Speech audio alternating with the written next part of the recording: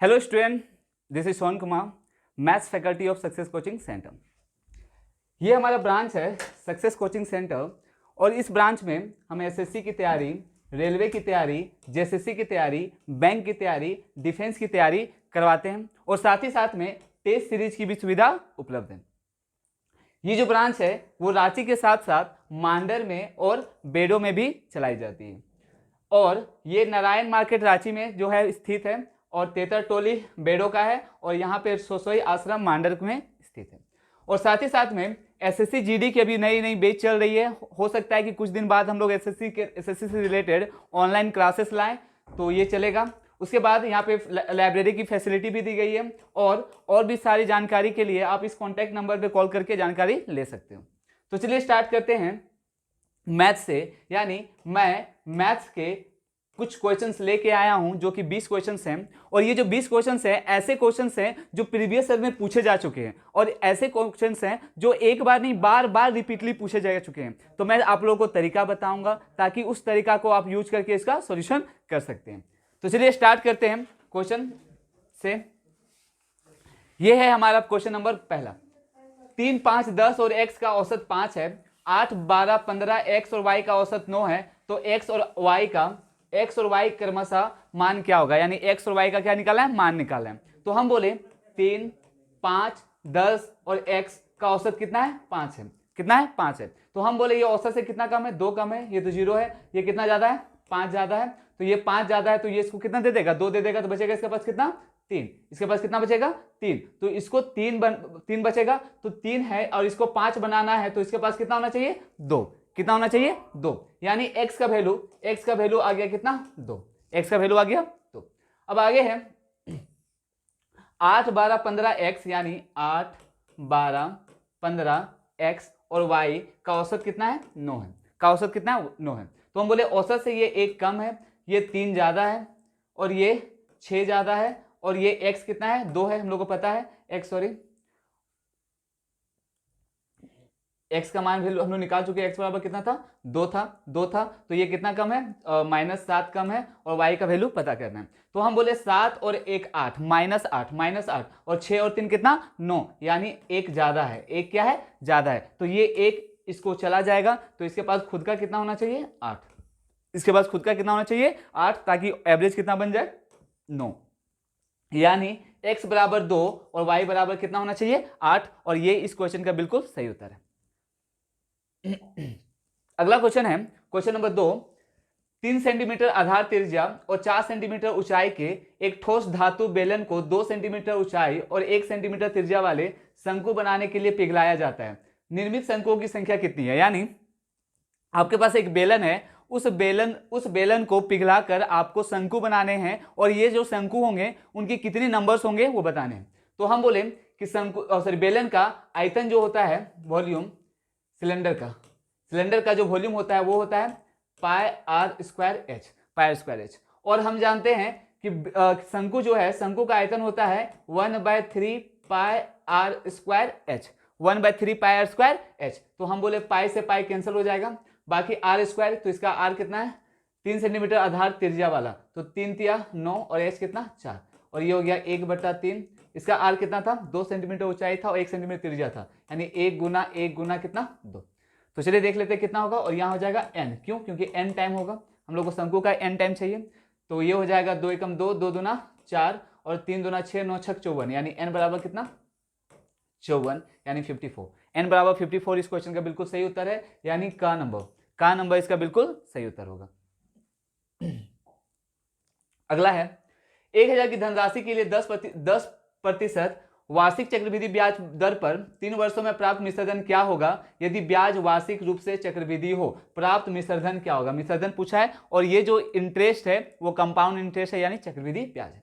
तो हम बोले कि ये था 1000, 10% रेट ऑफ इंटरेस्ट का मल्टीप्लाइंग फैक्टर हो जाता है 11/10, यानी 11/10 गुना 11/10 गुना 11/10, यानी 3 साल के बाद ये अमाउंट हो जाएगा। तो हम बोले 1 2 3 1 2 3, 11 का क्यूब कितना होता है, 1331, यानी ये जो अमाउंट है वो हो जाएगा 1331। यानी ये जो 1000 का अमाउंट था वो 1000 का अमाउंट 3 साल बाद 10% रेट ऑफ इंटरेस्ट से कितना हो जाएगा, 1331।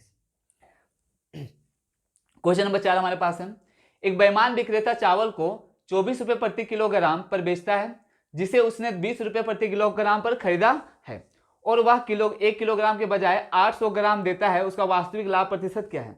तो मैं पढ़ा चुका हूं कि जब भी लाभ का बात आए और क्वेश्चन ऐसा दिया जाए तो आप एसपी को ऊपर लिखते जाइए और नीचे क्या लिखते जाइए, सीपी को, ताकि एसपी और सीपी का रेशियो आपको मिल जाए और डायरेक्ट कंपैरिजन करके हम बता सकते हैं कि कितना का प्रॉफिट हो रहा है। क्यों? क्योंकि हम जानते हैं प्रॉफिट का मतलब हुआ प्रॉफिट परसेंट का मतलब होता है प्रॉफिट बाय सीपी गुना कितना 100 यानी हम देखेंगे कि कितना का प्रॉफिट हो रहा है किस पे, सीपी पे। इसको निकालते कैसे, 100% से। तो ये तरीका होता है प्रॉफिट परसेंट निकालने का। तो चलिए इस क्वेश्चन का सॉल्यूशन करते हैं। एक बेईमान विक्रेता चावल को 24 रुपए किलोग्राम पर बेचता है जिसे उसने 20 रुपए किलोग्राम पर क्या किया, खरीदा है। तो हम यहाँ पे एसपी लिखते जा रहे हैं और यहाँ पे सीपी, एसपी और यहाँ क्या, सीपी। लिया था 20 रुपए पे, बेचा कितना पे, 24 रुपए पे बेच दिया। और वह 1 किलोग्राम के बजाय 800 ग्राम देता है, यानी उसको देना था 1000 ग्राम, बट वो 800 ग्राम ही देता है। तो बताओ कि उसका सीपी कितना पड़ा होगा, 800, और वो बेचा कितने पे है, 1000 पे। 1000 पे बेचा होगा, यानी 800 ग्राम का सीपी पड़ा और 1000 ग्राम बेचा है, तो ये एसपी हो गया और ये सीपी हो गया। तो हम बोले 1 2 1 2 2 5 10, 2 चौके 8, 4 एकम 4, 4 छके 24, 5 एकम 5, 5 चौके 20, 2 1 2 4, 2 तिया 6, यानी ये आ गया 3/2, यानी 2 का सामान को बेच कितना पे रहा है, 3 पे। प्रॉफिट कितना का, 1 का कितना पे, 2 पे। और 1/2 का मतलब आप लोग सबको पता है कितना होता है, 50%, यानी 50% इस क्वेश्चन का बिल्कुल सही उत्तर होगा। तो चलते हैं क्वेश्चन नंबर 5 पे। ये रहा हमारा क्वेश्चन नंबर 5।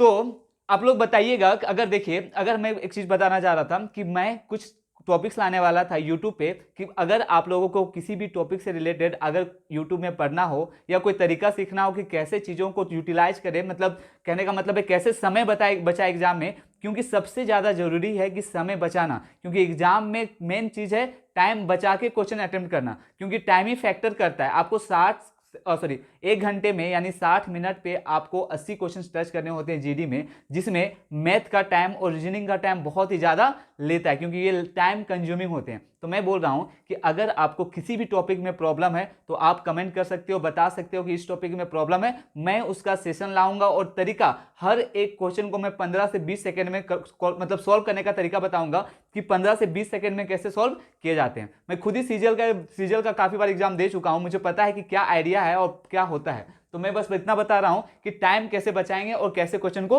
अटेम्प्ट करेंगे। तो चलिए देख लेते हैं। तो 9 रुपए प्रत्येक किलोग्राम वाले 20 किलोग्राम चावल को 10 रुपए किलोग्राम की कीमत वाले 25 किलोग्राम चावल के साथ मिलाया गया है। 1 किलोग्राम मिश्रित चावल की औसत कीमत क्या होगी 1 किलोग्राम का। तो हम बोले एक बात बताइए, 9 रुपए प्रत्येक किलोग्राम और ये है 10 रुपए प्रत्येक किलोग्राम, 10 रुपए प्रत्येक किलोग्राम।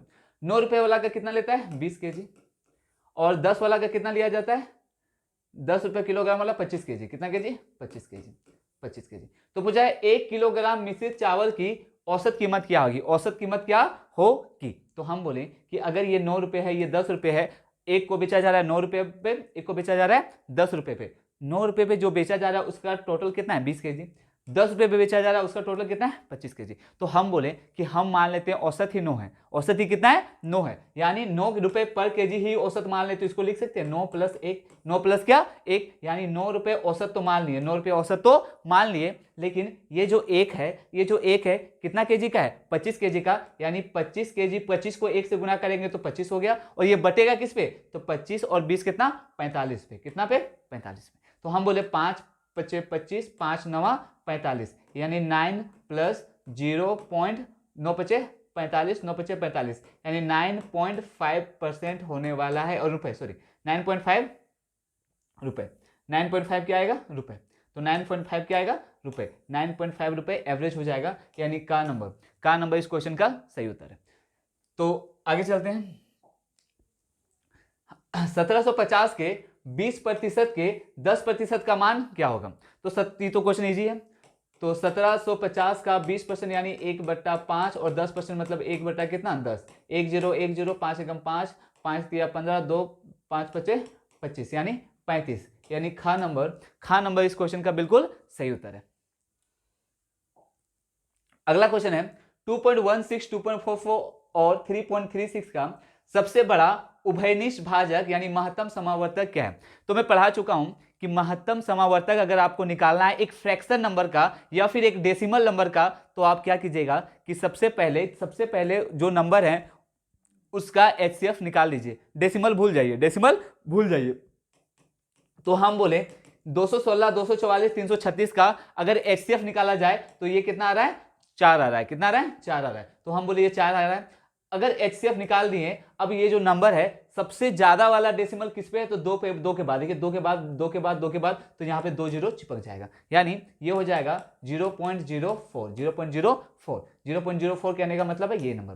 कहने का मतलब ये था कि देखिए अगर आपको कहा जाए कि आपके पास डेसिमल नंबर दिया हुआ है, समझिएगा बात को, आपके पास डेसिमल नंबर दिया हुआ है, डेसिमल नंबर दिया हुआ है। जैसे हम बोले कि मान लेते हैं 5.32, उसके बाद मान लेते हैं 0.4 और यहां मान लेते हैं एक नंबर है 0.08, चलो 0.08। अगर कोई बोल दिया जाए कि इसका एचसीएफ निकालिए, क्या निकालिए, एचसीएफ, तो हम बोले आप डेसिमल को भूल जाइए, डेसिमल को भूल जाइए और जो नंबर दिया हुआ है उसका एचसीएफ बता दीजिए। तो एचसीएफ आप देख के बता सकते हो कि एचसीएफ कितना आने वाला है, 4। 532, 4 और 8 का जो एचसीएफ है वो क्या आएगा, 4 आएगा, एचसीएफ 4 आएगा। अब एचसीएफ जब निकालोगे तो हम बस इतना पूछें कि बताइए कौन सा ऐसा नंबर है जिसमें डेसिमल के बाद ज्यादा नंबर है। तो डेसिमल के बाद 2 नंबर, डेसिमल के बाद 2 नंबर, तो ये 100 से डिवाइड हो जाएगा, यानी इसका भी एचसीएफ हो जाएगा 0.0 कितना, 0.04। उसी तरह अगर आपको एलसीएम निकालना हो, तो हम बोले कि पहले ऊपर वाला नंबर का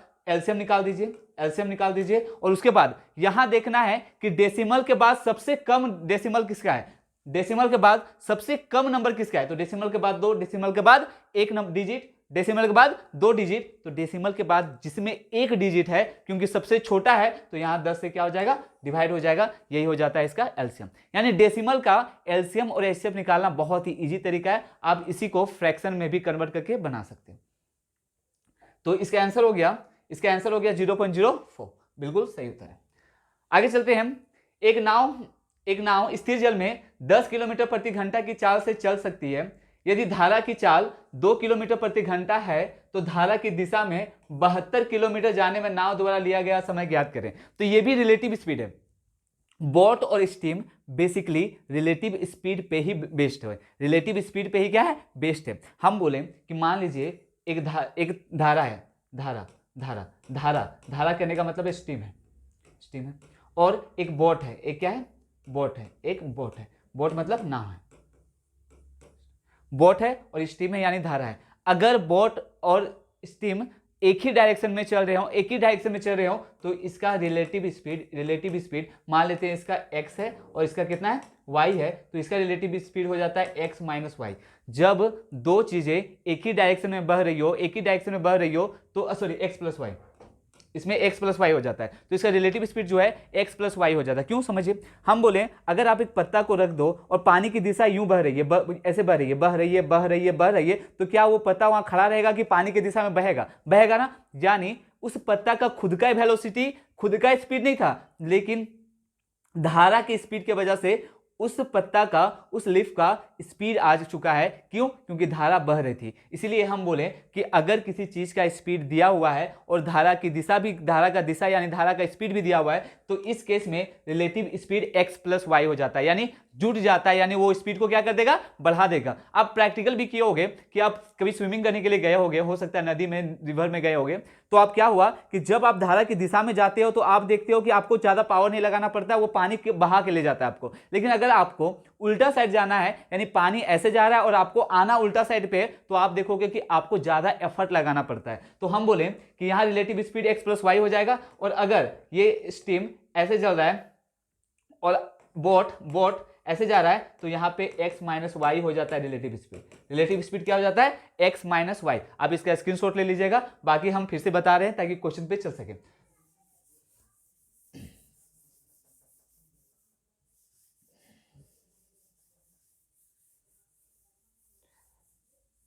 चलिए तो ये क्वेश्चन करते हैं। एक नाव स्थिर जल में 10 किलोमीटर प्रति घंटा की चाल से चल सकती है यदि धारा की चाल 2 किलोमीटर प्रति घंटा है, तो बताइए रिलेटिव स्पीड क्या होगा, रिलेटिव स्पीड क्या होगा। और यहाँ लिखा हुआ है धारा की दिशा में 72 किलोमीटर जाने में, धारा की दिशा में, तो बताइए रिलेटिव स्पीड जुड़ेगा कि नहीं जुड़ेगा, जुड़ेगा। तो ये हो जाएगा 12 किलोमीटर पर आवर, और आपको डिस्टेंस जाना है 72 किलोमीटर। कितना किलोमीटर, 72 किलोमीटर।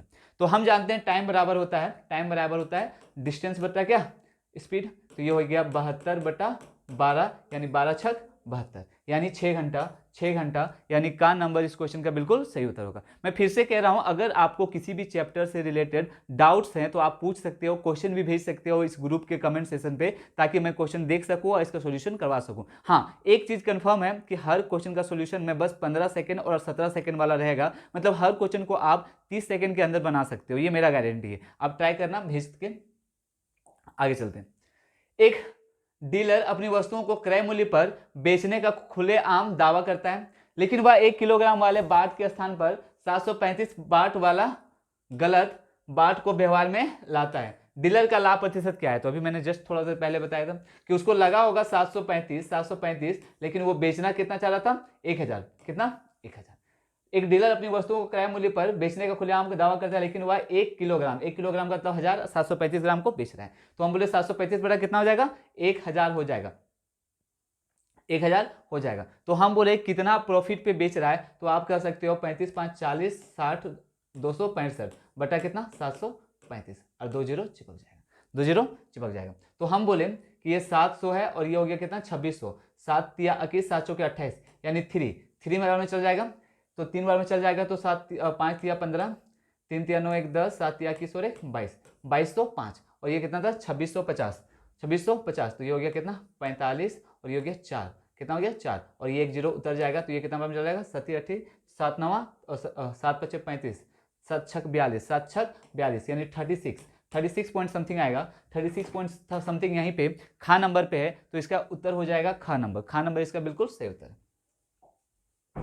यदि 48x² और 27 समानुपात में हो तो x का मान ज्ञात कीजिए। मैंने कल ही बताया था माध्य समानुपाती क्या होता है, माध्य समानुपाती क्या होता है यानी मीन प्रोपोर्शनल क्या होता है। तो मीन प्रोपोर्शनल जब भी निकालते हैं तो हम बोले थे x² बराबर हो जाएगा अंडर रूट क्या, सॉरी हम बताए थे कि b इक्वल टू क्या हो जाता है अंडर रूट क्या AC, अंडर रूट AC। कब, जब आपको 3 टर्म दिया हुआ है A B C, जिसमें b क्या है माध्य अनुपाती है। तो x² बराबर हो जाएगा 27 गुना कितना 48, तो x² बराबर आ जाएगा 3 तिया 9 तिया 27, तो 3 आ गया, इसका भी 3 आ गया, 4 चौके 16 का 4 आ गया, यानी 4 तिया 12, 12 तिया कितना 36, x² बराबर 36, तो x बराबर कितना हो जाएगा 6, x बराबर कितना 6। मैं ये कल भी बता चुका हूं कि मध्य अनुपाती कैसे निकाला जाता है कि b इक्वल टू हो जाता है अंडर रूट क्या AC। तृतीय अनुपाती, चतुर्थ अनुपाती, ये सभी क्वेश्चन पूछे जाते हैं, तो इससे रिलेटेड क्वेश्चन में लाऊंगा तो पता चल जाएगा आपको कि कैसे सोल्व करना है, या फिर मैं सेशन लेते आऊंगा कभी बताने के लिए। अगला क्वेश्चन है 11 का, जो कि देख सकते हैं ए और बी एक काम क्रमशः 60 दिन और 75 दिनों में पूरा कर सकते हैं। यदि वे एक साथ कार्य करते हैं तो काम पूरा करने में कितने दिन लगेंगे। तो ये आपका स्कोरिंग क्वेश्चन है, ये ए है, ये बी है, ये 60 दिन में और ये 75 दिन में। तो हम बोले इसके एलसीएम हो जाएगा 75 गुना कितना 4, तो 15 चौके 60 बचा कितना 5, 75 का कितना 4। यदि वे एक साथ कार्य करते हैं तो काम पूरा करने में कितने दिन लगेंगे, तो ये हो जाएगा 75 गुना 4 और ये 5 कितना 9, 3 से कर देते, 3 तिया 9, 3 से 25 तिया 75 और 25 चौके कितना 100, 100 बटा कितना 3, और 100 बटा 3 का मतलब सबको पता है 33 सही 1/3% होता है। तो ये हो जाएगा ग नंबर इस क्वेश्चन का बिल्कुल सही उत्तर है। अमन, रमन और यश मिलकर एक कार्य को 29 दिनों में पूरा कर सकते हैं, अच्छी बात है। रमन और यश मिलकर समान कार्य को 58 दिनों में पूरा कर सकते हैं। अमन, रमन और यश एक साथ कार्य शुरू करते हैं, लेकिन अमन 15 दिनों के बाद कार्य छोड़ देता है। दिनों की संख्या ज्ञात करें जिसमें रमन और यश ने शेष कार्य को पूरा किया है। तो शेष कार्य को रमन और कौन था, रमन और यश ने कितने दिनों में कार्य को पूरा किया है, तो ये क्वेश्चन है, चलिए देख लेते हैं। अमन, रमन और यश मिलकर 29 दिनों में कार्य समाप्त कर सकते हैं। रमन और यश यानी रमन और यश मिलकर सामान्य कार्य को 58 दिनों में पूरा कर सकते हैं। 58 दिनों में क्या कर सकते हैं, पूरा कर सकते हैं। तो हम मान लेते हैं कि इसका वर्क जो है, टोटल वर्क मान लेते हैं कितना है 58, तो 29 दूना 58 और 58 एकम 58, यानी ए बी सी यानी अमन, रमन और यश का एफिशिएंसी 2 है और रमन और यमन का एफिशिएंसी कितना है? 1 है। तो आप यहां से निकाल सकते हो कि इन दोनों का मिलकर एफिशिएंसी 1 है और अमन तीनों जब मिल जाते हैं तो 2 हो जाता है। तो आप बोलोगे कि अमन का अकेले का एफिशिएंसी कितना हो जाएगा? 1। अमन का अकेले का एफिशिएंसी कितना हो गया? 1 हो गया। आगे चलते हैं। हाँ, अमन, रमन और यश एक साथ कार्य शुरू करते हैं, लेकिन अमन 15 दिनों के बाद कार्य छोड़ देता है। 15 दिनों के बाद अमन जो है कार्य को क्या कर देता है? छोड़ देता है। लेकिन बताइए, अगर 15 दिनों के बाद छोड़ता है तो वो 15 दिन काम किया होगा कि नहीं किया होगा? बिल्कुल किया होगा। तो अगर 15 दिन काम किया है और तीनों मिलकर जब काम करते तो एफिशिएंसी कितना रहता है? 2 रहता है। यानी 15 दुना कितना हो गया? 30। यानी 30 काम हो चुका है। यानी 58 में से 30 काम हो चुका है। तो बचा कितना? 28। कितना काम बच गया? 28 काम। यानी आपका रिमेनिंग काम बचा हुआ है 28। रिमेनिंग काम बचा हुआ है कितना? 28। रिमेनिंग काम कितना बचा हुआ है? 28। अब क्या हुआ? छोड़ देता है। दिनों की संख्या ज्ञात करें जिसमें रमन और यश ने शेष कार्य को पूरा किया है। रमन और यश ने शेष कार्य को पूरा किया है। तो एक बात बताइए, रमन और यश मिलकर एफिशिएंसी कितना था? 1 था। कितना था? 1। तो 1 एफिशिएंसी के साथ उसको 28 काम करना है तो 28/1 हो जाएगा। यानी टोटल दिन कितने लगने वाले? 28 दिन लगने वाले हैं। यानी 28 डे कहां पे? का नंबर इस क्वेश्चन का बिल्कुल सही उत्तर होगा। क्वेश्चन नंबर 13 हमारे सामने है। एक दुकानदार एक वस्तु पर 20% की छूट देता है। 600 रुपए अंकित मूल्य वाली वस्तु का विक्रय मूल्य क्या होगा? तो ये सब क्वेश्चन इजी है। 600 है, 20% का छूट दे देता है, मतलब 20 25 100 4 बटा कितना? 5। 5 का मतलब हो गया 12 25 60, यानी 12 चौके 48, 400 कितना? 80। 480 कहने का मतलब है कितना? घा नंबर इस क्वेश्चन का सही उत्तर है। आप भी बना सकते हो, इजी क्वेश्चन है। अगला है, आम रस के एक कार्टन में 500 मिलीलीटर होता है। ओके, एक विशेष ऑफर के कार्टन में अतिरिक्त 15% होता है, तो विशेष ऑफर कार्टन में कितना आम रस होगा? ये भी इजी क्वेश्चन है। मल्टीप्लाइंग फैक्टर से बन जाएगा 50। 15% बढ़ गया, 15% का मतलब होता है 23/20। 23 बटा कितना? 20। 20 एकम 20, 20 25 100, 25 25 25, तो ये तो 25 हो गया। 25 गुना कितना? 23। 25 तिया 75, 7 25 गुना 75, 75 और 7 कितना हो गया? सॉरी, 25 गुना 50, 50 और 7 कितना हो गया? 57। यानी 575। 575 घा नंबर, इजी क्वेश्चन था, ट्राई कर लीजिए आप लोग। अगला क्वेश्चन है, दो नाव ए और बी एक दूसरे की ओर 275 किलोमीटर की दूरी पर स्थित 2 स्थानों से चलना आरंभ करती है। शांत जल में नाव ए और बी की चाल क्रमशः 32 किलोमीटर प्रति घंटा और 36 किलोमीटर प्रति घंटा है। आपके पास 2 नाव है, एक नाव है ए और एक नाव है बी, जिनका शांत जल में स्पीड कितना है? 32 किलोमीटर पर घंटा और 36 किलोमीटर पर घंटा है। यदि ए धारा की दिशा में चलती है और बी धारा के विपरीत दिशा में चलती है तो वे एक दूसरे से कितने समय में मिलेंगे? चलिए आप लोग को समझाने के लिए मैं फिगर बना देता हूं ताकि आप लोग को समझ में आए। मैं बोला ये ए है, ये बी है, ये ए है और ये क्या है? बी है। हम बोले ए इधर चल रही है और बी इधर चल रही है, ए इधर बी इधर। ए का जो स्पीड है वो है 32 kilometre per hour, 32 kilometre per hour. B का जो स्पीड है वो है 36 kilometre per our, 36 kilometre per our. यहां पे एक चीज है, यदि ए धारा की दिशा में चलती है और बी धारा के विपरीत दिशा में चलती है, तो जल्दी बताइए, अगर ए धारा की दिशा में चलती है तो अगर मैं समझाने के लिए सिर्फ कर रहा हूं, अगर मैं मान लूं कि स्टीम, यानी हम मान लें कि स्टीम यानी धारा का स्पीड x मान लेते हैं। धारा का स्पीड क्या मान लेते हैं? x। जल्दी बताओ, ए का रिलेटिव स्पीड में क्या होगा कि इसका स्पीड प्लस इसका स्पीड जुटेगा कि नहीं जुटेगा? क्यों? क्योंकि धारा की दिशा में जा रही है। यानी ए का रिलेटिव स्पीड हो जाएगा 32 प्लस एक्स, 32 प्लस एक्स। और एक बात बताइए, अगर बी का रिलेटिव स्पीड निकालें तो 36 में से x घटेगा कि नहीं घटेगा? घटेगा। तो हम बोले ये हो जाएगा 36 माइनस एक्स, 36 माइनस क्या? x। अब एक बात बताइए, ये एक दूसरे की ओर जा रहे हैं, तो यहाँ पे ये दोनों रिलेटिव स्पीड, अगर अब इन दोनों को निकाला जाए तो अब इन दोनों का जो फाइनल रिलेटिव स्पीड है वो 32 प्लस 36 हो जाएगा और माइनस एक्स प्लस एक्स क्या हो जाएगा? कट जाएगा। कहने का मतलब है कि ये हो जाएगा 32 प्लस एक्स और ये हो जाएगा 36 माइनस एक्स, तो माइनस एक्स कैंसिल, ये हो गया 60 और ये कितना? 68। यानी अब वो दोनों का जो रिलेटिव स्पीड है वो हो गया कितना? 68 किलोमीटर पर आवर। याद रखिएगा कि विपरीत दिशा में जाने पर हमेशा रिलेटिव स्पीड जुड़ता है। कब? जब बात किया जा रहा है नॉर्मल फॉर्म में, जैसे कि कोई जमीन पे चल रहा है या कोई जगह पे चल रहा है। तो हम बोले इसका रिलेटिव स्पीड कितना हो गया? 68। अब क्या है, धारा की इतना में चलती है, तो वे एक दूसरे से कितने समय में मिलेंगे? तो हमको टोटल दूरी चलना था 272 किलोमीटर, तो डिस्टेंस था 272 और रिलेटिव स्पीड आ गया 68। तो 8 चौके 32, 8 चौके 32 और 6 चौके 24, 3 27, यानी 4 बार में चला जाएगा, 4 बार में चला जाएगा, यानी ये हो गया 4 घंटा, 4 घंटा, तो ये हो गया 4 घंटा। 4 घंटा इस क्वेश्चन का बिल्कुल सही उत्तर है।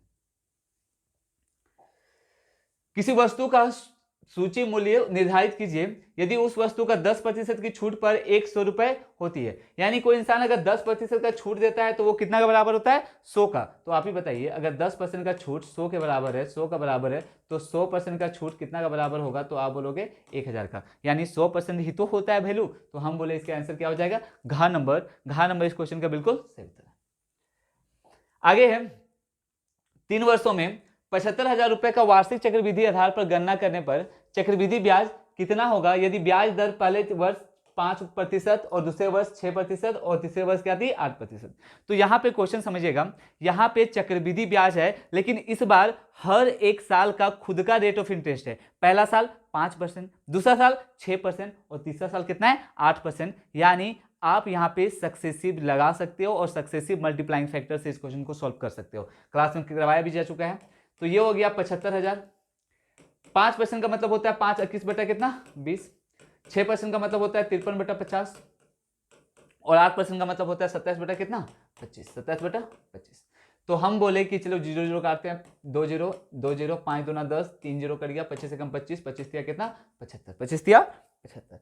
तो अब गुना करना पड़ेगा, तो ये हो जाएगा 21 दिया 63, 21 दिया 63 और ये हो गया कितना? 7 दिया 21 का 1 कैरी 2, 7 पचे 35 और 6 35 6 35 और 6 41 41 और 2 43 का 3 43 का 3 बचा 4 और बचा 5 के 20 20 और 4 कितना? 24 24 31। अब इसको गुना करना पड़ेगा, तो ये हो जाएगा 3 3 तिया 9 9 8 6 15 का 5 कैरी 1 4 तिया 12 12 और 18 12 18 18 20 30 31 का 1 कैरी कितना? 3। ये हो जाएगा 3 दूना 6 6 चौके 24 24 और 6 24 और 6 30 30 और कितना? 3 24 और 6 3 दूना 6 6 चौके 24 24 और 6 कितना हो गया? 30 30 और 3 शायद बचा होता, 30 और 3 33 का 3 कैरी कितना? 3 और ये हो जाएगा 6 दूना 12 12 और 3 कितना? 15, यानी 15 15, यानी ये हो गया 15 31 53 15 31 53। गलत आ रहा है क्या? एक सेकेंड, मल्टीप्लाई शायद गलत हो रहा है। 21 तिया 63 सही है। 7 तिया 21 का 1 कैरी 2 7 पचे 35 और 3 दूना 6 35 और 6 41 2 43 का 3 कैरी 4 5 दूना 10 10 और 4 14, सॉरी 10 और 4 4 5 दूना 10 10 और 4 14, बिल्कुल। अब यहाँ गुना करते हैं, तो 3 एकम 3 3 तिया 9 9 और 6 15 का 5 बचा 1 1 बचा। 4 तिया 12 6 तिया 18 18 2 20 10 30 30 और 1 31 का 1 31 का 1 कैरी कितना?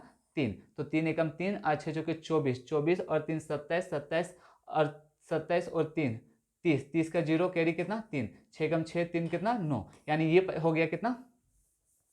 ये हो गया वैल्यू 90,153। तो 90,153 ये क्या हो गया? अमाउंट। 90,153 क्या हो गया? अमाउंट। तो अमाउंट हो गया, तो हम बोले इंटरेस्ट निकालना है, तो 90,153 में 15,000 घटा दोगे, 15,000 घटा दोगे तो ये आएगा 153 और ये आ जाएगा कितना?